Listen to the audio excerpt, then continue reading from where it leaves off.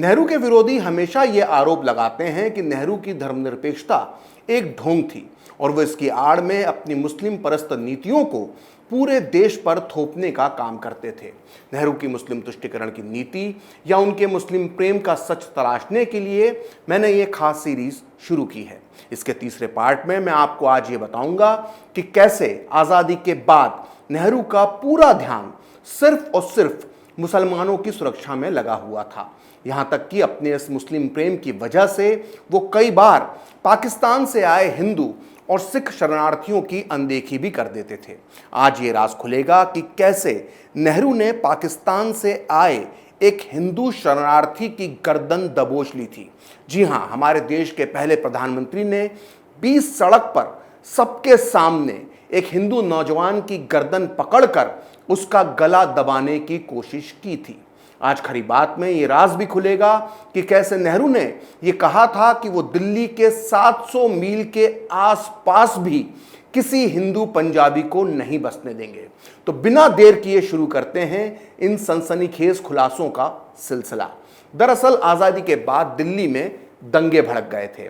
पाकिस्तान से कई हजार हिंदू और सिख शरणार्थी दिल्ली की सड़कों और कैंपों में जिंदगी गुजारने को मजबूर थे, लेकिन नेहरू को इनसे ज्यादा दिल्ली के मुसलमानों की चिंता थी। इसी माहौल में जब एक बार नेहरू सड़क पर गुजर रहे थे तो उन्होंने कुछ हिंदू शरणार्थियों को कुछ सामान के साथ देखा।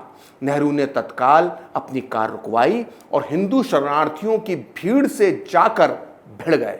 इस पूरी घटना का वर्णन किया है गांधी के पर्सनल सेक्रेटरी प्यारेलाल नैयर ने अपनी इस किताब महात्मा गांधी पूर्ण आहुति के चौथे खंड में, जो इस वक्त मेरे हाथ में है। इस किताब के पेज नंबर 10 पर प्यारेलाल लिखते हैं कि पंडित नेहरू अपनी गाड़ी से कूदकर बाहर आ गए। उनके चारों ओर भीड़ जमा हो गई। उन्होंने लोगों को फटकारा और कहा कि मैं समझता था कि हम अपने पीड़ित भाइयों की मदद कर रहे हैं, लेकिन मुझे ये नहीं मालूम था कि हम चोर उचक्कों को शरण दे रहे हैं। पंडित नेहरू की ये बात सुनकर भीड़ की त्योरियां चढ़ गईं। भीड़ भी गुस्से में आ गई। एक जोशीला नौजवान सामने आकर नेहरू से बोला, आप हमें भाषण दे रहे हैं कि आप जानते भी हैं कि हमने क्या कष्ट सहे हैं। पंडित नेहरू ये बात बर्दाश्त नहीं कर सके और उन्होंने उस नौजवान की गर्दन पकड़कर उसे झकझोर दिया। तो सुना आपने किस तरह से हमारे देश के पहले प्रधानमंत्री ने 20 सड़क पर खुलेआम एक हिंदू युवक की गर्दन दबोच ली थी। नेहरू की इस हरकत की चश्मदीद गवाह प्यारेलाल की सगी बहन डॉक्टर सुशीला नैयर भी थीं। अपनी बहन सुशीला के हवाले से प्यारेलाल आगे लिखते हैं कि मौके पर मौजूद सुशीला नैयर ने पंडित नेहरू को खींचकर वहां से हटा लेने की कोशिश की, लेकिन नेहरू ने सुशीला को कोहनी से वापस धकेल दिया। जब नेहरू ने युवक को अपनी पकड़ से छोड़ा तो वह बड़बड़ाया, हाँ पंडित जी, कर लीजिए जो आपको करना हो। देश के प्रधानमंत्री के हाथों मरने से बड़ा सौभाग्य की बात और क्या होगी। प्यारेलाल की इस किताब के मुताबिक डॉक्टर सुशीला नैयर ने जब यह घटना सरदार पटेल को बताई तो वो बहुत नाराज हुए। उन्होंने कहा कि क्या एक प्रशासक को इस तरह से काम करना चाहिए। इसमें कोई शक नहीं कि कुछ शरणार्थियों को इस तरह से लूटपाट करते देख नेहरू आहत हुए होंगे, लेकिन सभी शरणार्थियों को इस तरह चोर उचक्का कह देना ठीक नहीं था। इतना ही नहीं, उन्होंने सार्वजनिक तौर पर बेबस हिंदू शरणार्थियों को भारत में शरण देने का एहसान तक जता दिया। लेकिन यह कहते वक्त शायद नेहरू ये भूल गए थे कि उनके जैसे नेताओं की वजह से ही शरणार्थी अपने घर से बेघर हुए थे। लेकिन नेहरू को इससे कोई मतलब नहीं था। वो पाकिस्तान से आए शरणार्थियों को पसंद नहीं करते थे।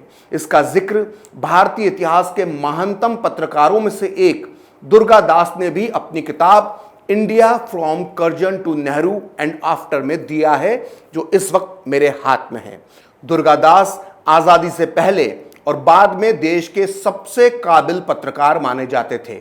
दुर्गा दास को अब तक के भारतीय इतिहास का सबसे महानतम पत्रकार भी कहा जा सकता है। कहते हैं कि गांधी, जिन्ना, नेहरू और पटेल और लियाकत अली जैसे नेता दुर्गादास से सलाह लेते थे। दुर्गादास के इसी प्रभाव को देखते हुए शरणार्थियों के पुनर्वास के लिए जो गैर सरकारी कमेटी बनाई गई थी, उसका उन्हें संयोजक बनाया गया था। इस कमेटी में पंजाब नेशनल बैंक के चेयरमैन लाला योधराज और लाहौर हाईकोर्ट के पूर्व जज बख्शी टेकचंद भी थे। दुर्गादास के मुताबिक वो तीनों हिंदू सिख शरणार्थियों के पुनर्वास की समस्या को लेकर 20 सितंबर 1947 की शाम 4 बजे नेहरू से मिलने के लिए पहुंचे। ये वो दौर था जब दिल्ली दंगों की आग में जल रही थी। नेहरू के साथ इस मुलाकात में क्या हुआ, इसका वर्णन दुर्गादास ने अपनी इस किताब के पेज नंबर 281 पर किया है। वो इस किताब में लिखते हैं कि इस बैठक की शुरुआत में पंजाब नेशनल बैंक के चेयरमैन योधराज ने शरणार्थियों को बसाने के लिए दिल्ली से 7 मील दूर कुछ एकड़ जमीन मांगी। पंडित नेहरू ने तत्काल इस पर प्रतिक्रिया देते हुए कहा कि मैं तुम लोगों को दिल्ली के 700 मील के दायरे में भी नहीं आने दूंगा। नेहरू ने गुस्से में ऐसा इसलिए कहा क्योंकि वो पंजाबियों से गुस्सा थे और उन्हें लगता था कि दिल्ली के तनाव के लिए यही लोग जिम्मेदार हैं। उन्होंने कहा कि इन हरकतों की वजह से पूरी दुनिया में सरकार का नाम खराब हुआ है। वरिष्ठ पत्रकार दुर्गादास के इस खुलासे के बाद यह साफ पता चलता है कि हिंदू सिख शरणार्थियों को लेकर नेहरू के क्या विचार थे।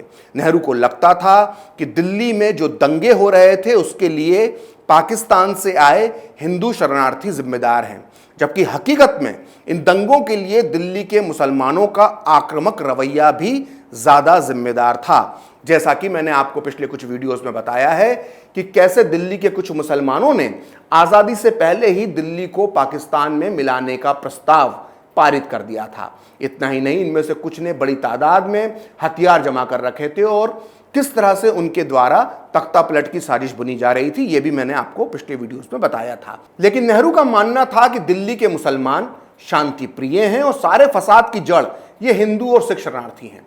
दिल्ली में जब दंगे पूरे उफान पर थे तो नेहरू ने 13 सितंबर 1947 को एक प्रेस कॉन्फ्रेंस का आयोजन किया।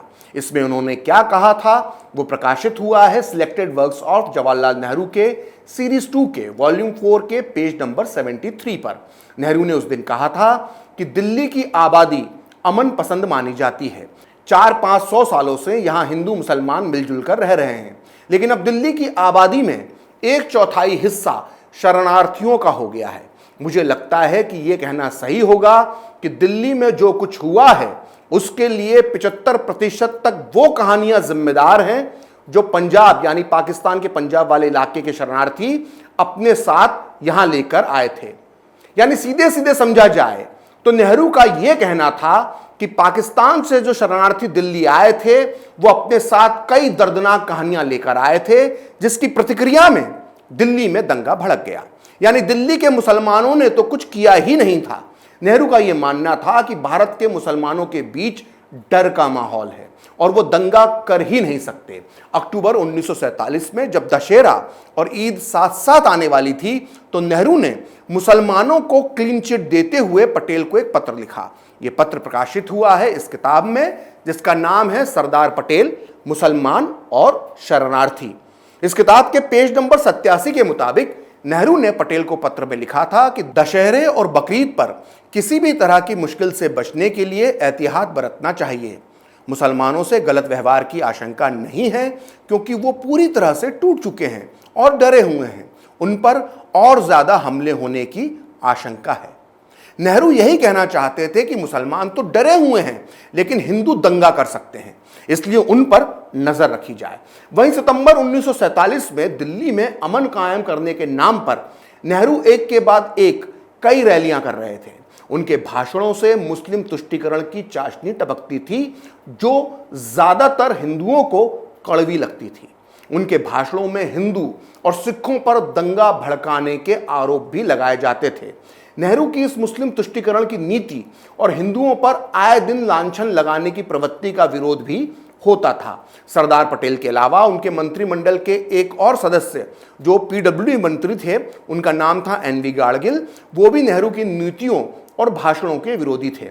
एनवी गाड़गिल ने राजनीति से संन्यास लेने के बाद अपनी आत्मकथा लिखी थी जिसका नाम था गवर्नमेंट फ्रॉम इनसाइड। अपनी इस किताब के पेज नंबर 50 पर गाडगिल ने जो लिखा है उसे आप बहुत ध्यान से सुनिए। वो लिखते हैं, मैंने अपनी एक रिपोर्ट में नेहरू को सुझाव दिया कि उनका हिंदुओं पर लांछन लगाना उचित नहीं है।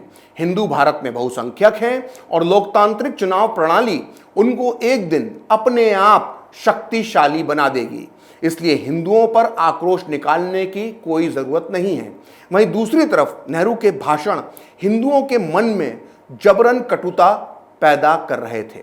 सोचिए कितनी दूरदृष्टि थी एनवी गाडगिल की। आज लोकतांत्रिक चुनावी प्रणाली के जरिए हिंदूवादी विचार सत्ता में स्थापित हो चुका है। खैर, गाडगिल की साप्ताहिक रिपोर्ट को पढ़कर नेहरू तिलमिला गए।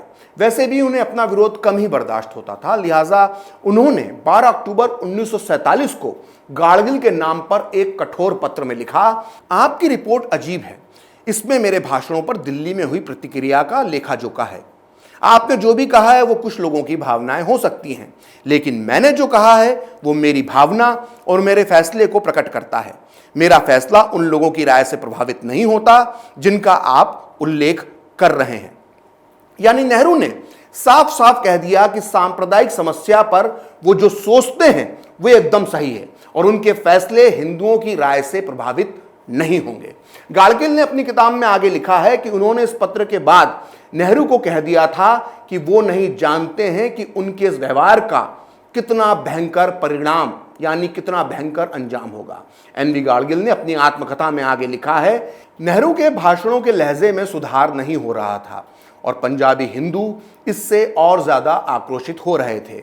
जो लोग भयंकर मुसीबतों को झेलकर यहां आए थे, उनके लिए नेहरू ने ऐसे शब्दों का प्रयोग नहीं किया जो उन दुखी दिलों को शांति दे सकते थे। इस तरह देश में जनवरी की दुर्घटना, यहां गाडगिल महात्मा गांधी की हत्या की बात कर रहे हैं, वो लिखते हैं कि जनवरी की दुर्घटना का माहौल बन रहा था।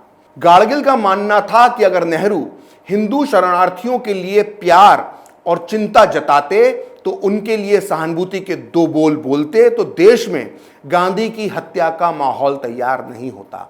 यानी बकौल गाडगिल ये कहा जा सकता है कि गांधी की हत्या के पीछे नेहरू का मुस्लिम तुष्टीकरण और हिंदू शरणार्थियों की अनदेखी करना भी एक छोटी सी वजह हो सकती है।